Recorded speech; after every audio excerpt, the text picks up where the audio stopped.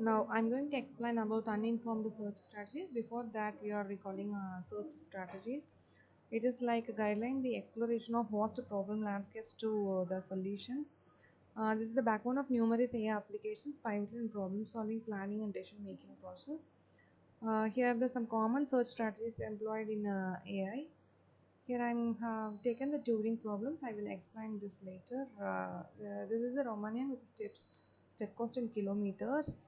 Here we will take the Arad is the source node and Bucharest is the destination. This is the goal node. From Arad to we have to lead the Bucharest. In contrast, the traditional route finding each state in Turing problems encapsulates not only the current location but also the set of cities the agent has traversed.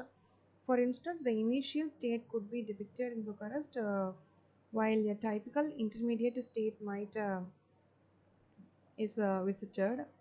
The goal test then scrutinizes whether the agent is situated in Bucharest and has visited all 20 cities, forming a comprehensive evaluation criteria. This is the general search strategy we have explained. From Arad to Bucharest, how we will reach means Sibiu, Fagares, and Bucharest. See Arad, Sibiu, Fagares, and Bucharest. Likewise, in this way, either we can go or in this way, Rimnicu, Vilsia, and Petisti. In this way, also we can go either. In this way or we can go. Now we are going to see about the uninformed search algorithm. Before that, search algorithm is there is two categories. One is informed search and another one is uninformed search. These are the types of uninformed search. One is breadth first and uniform cost, depth first, depth limiter search, iterative deepening, depth first, and bidirectional searches. Informed search, best first search, and A star is the comes under informed search strategy. um, in this, we fully going to see about the uninformed search strategy. This These methods lack of additional information about the states beyond the problem definition to navigate through the search space in search of a solution.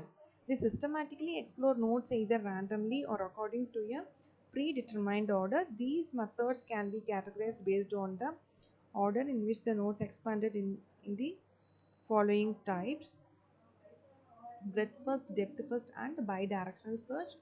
In this, uniform cast comes under the breadth first search, depth limiter search, and iterative deepening search depth first searches comes under the depth first search. We will briefly going to see about this. Here I'm going to tell about the Romania. How we will the source node is Arad and goal node is Bucharest. For each and every algorithm, we are going to see with this example. First, we will see the breadth first search. Breadth first search operates on a straightforward principle where the root node is initially expanded, followed by the expansion of all its successors, then their respective successors, and so forth. Essentially, at each level of the search tree, all nodes are explored before moving on to nodes at the subsequent level. This process continues until the goal state is reached. One of its key characteristics is its preference to expand the shallowest unexpanded node first. Here is an illustration of breadth first search algorithm. S is the root node and A and D is successors of S node. First it will be expand A, and if this is not goal node means it will go to D. Then after that successor it will take A. A successor is B and D. D successor is A and E. Likewise it will be expand when till the goal is reached. This is the Turing example. Here we will take Arad to Bucharest. Bucharest is the goal node. Already we know that. Arad expansion is Ziraid and Sibiu Timisoara is the expansion of Arad. How the Ziraid is the root node means that successor node is Arad and Oradia. Sibiu successor is Arad, Oradia, and Fagaras. Rimnico will see. Likewise, it will reach the goal node. Then properties of breadth first search is whether it is complete. Yes. If B is breadth is finite, it will be complete. How it will take the time? Order of B power D. Then space means order of B power D is all B. Where all the nodes it will be visited, that is all nodes are keeps in mind. So that is called space. Whether it is optimal? Yes. If the cost is equal to 1 per step, this algorithm is optimal. Then next is uniform cost search. The uniform cost search means the search initiates at the root node, proceeding by selecting the next node with the minimum total cost from the root. This process iterates until reaching a goal node. Upon reaching a goal node, uniform cost search persists, opting for further node selection based on their total cost from the root. This potentially leads to generating an alternative path. The algorithm then evaluates if this newly generated path offers an improvement over the previous one. If proven superior, the previous path is discarded in favor of the new path for further expansion, ultimately resulting in the selection of the improved solution. This is called uniform cost search. This is the example of the uniform cost search. Here five nodes are there: A, B, C, D, and E. A is the root node source, and E is the goal node. We can reach the E through the three nodes, either B, C, or D. But cost of this uniform cost will be checking the cost. If we are moving to A, B, E means this cost is 11. If we are moving A, C, E means this cost is 9. A, D, E means this cost is 12. So comparing these three costs, which one is less, that will be give the high priority. So A, C, E is the best route. Likewise, here taking our example, Arad to Zirad Zibiu Timisoara, it will check the cost. While reaching the Bucharest, either we can move Ziraid or Timisoara. The Ziraid cost is 75, Timisoara cost is 118. That means the cost is considered about here to reach the city is kilometer. So 118 kilometer taking to reach the Timisoara. Likewise, we will reach the Bucharest. Then property means here whether it is complete. Yes, if the step cost is greater than or equal to epsilon is, it will be complete. How much time it will be taking? Yes, this if it will be reach the goal is um, when to reach the goal it is taking the time. And space means which are all the cities it is covering, that is keep it in this mind. Whether it is optimal? Yes, because going to reach the goal, so it is called optimal. Then next we are going to see the depth first search. um, Depth first search starts an exploration by expanding the initial node and examines each of its children in turn, searching for the goal node. It prioritizes exploring the deepest unexpanded node first, opting to expand the most recently generated deepest node before exploring its sibling. Here is some illustration of the depth first search. It will S is the root node, A is the child node. Then it will expand to the A's child is B. It will be first it will be visit. After B's child is C, that will be visit. If there is no node means it will go to the B's child. Likewise, it will be reach the goal node. This is another one example. A, B, C, then D, H, I, after E, J, K. These are all the nodes it will be visit. If the M is goal node means through this all these nodes are visited, after that only it will be go to the goal node. So this is space is taking much. This is the Turing example problem.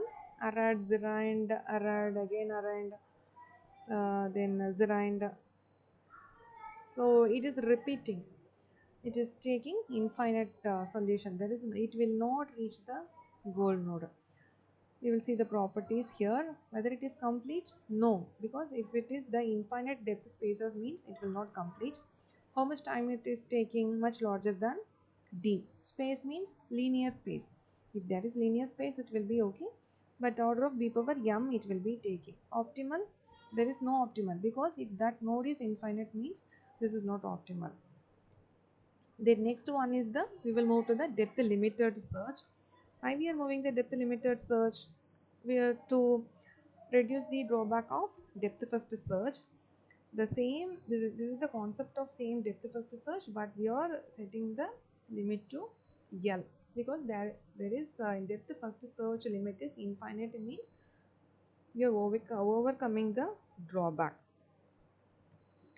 Depth limiter search is essentially a depth first search algorithm with a predefined depth limit denotes as L. In this variant, node at a depth equal to the limit L are treated as if they have no successors, effectively capping the exploration depth. The depth limit features addresses the infinite path problem inherent in traditional depth first search by restricting the depth of exploration. However, it introduces a new challenge, determining an appropriate depth limit.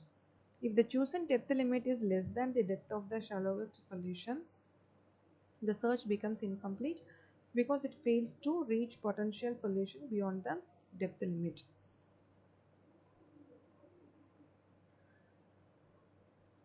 This is the example for depth limited search. Um, One is the root node, 2, 3 is the child node. Here our goal is 11.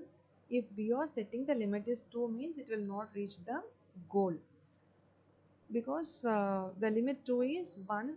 This is 1 represents the limit is 0 and 2 this 2 3 represents the limit is 1. Then 4 5 6 7 is represents limit is 2. It will be expanding that next successor, so it will not reach the goal. Then next we will move to iterative deepening search. um, Iterative deepening depth first search is a versatile strategy for determining the optimal depth limit denotes as L. It operates by conducting a series of depth first search with increasing depth limits. The solution is found or maximum depth is reached.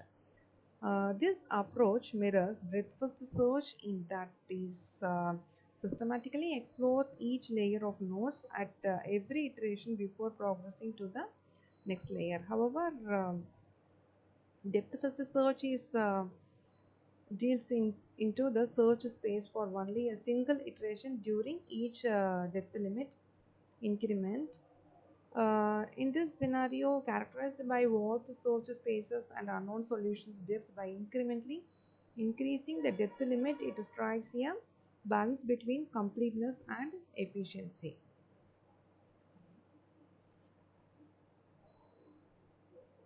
This is the example for iterative deepening search. Here, when we will set the limit is 0, it will only visit A, and if the limit is 1, it will visit to B, C. If the limit is 2 we have fixed, it will expand the B childs and C childs. If the limit is 3 means it will start from A, B, C and D's expansion, E's expansion and F's expansion. Then finally it will go to G's expansion. Likewise it will be reach. Finally our aim is to reach our goal M will be reached. This is the example for Turing problem. Iterative deepening search limit is 0 means only it will stop to Arad. If limit is 1, Zerand and CPU Timisoara, it will reach. Likewise, it will reach to Bucharest. This is the example of iterative deepening search. Next, we will move to the bidirectional search. The exploration occurs simultaneously from both the initial node and the goal node, with the hope that the two searches will coverages meet in the middle. At each stage of the search, it's checked if the nodes generated by one search have been visited by the other. If there is a match indicating that both searches have met at the same node, the path can be concatenated from the initial node to the meeting point and from the goal node to the meeting point, forming the solution. This approach is especially effective in finding the shortest path from an initial node to a goal node rather than just identifying the goal node itself. By conducting searches from both ends toward the middle, it can significantly reduce the search space and computational effort required compared to traditional unidirectional searches. There is advantages and disadvantages of bidirectional search. Is it requires minimal adjacent the depth first search and breadth first search to algorithms to implement. Theoretically, it offers greater efficiently compared to unidirectional search. The disadvantages are struggles with problems featuring multiple goal states, and it tends to be less practical due to the added overhead at performing intersection operations at each search point. Then next is the total comparison of uninformed search strategies properties.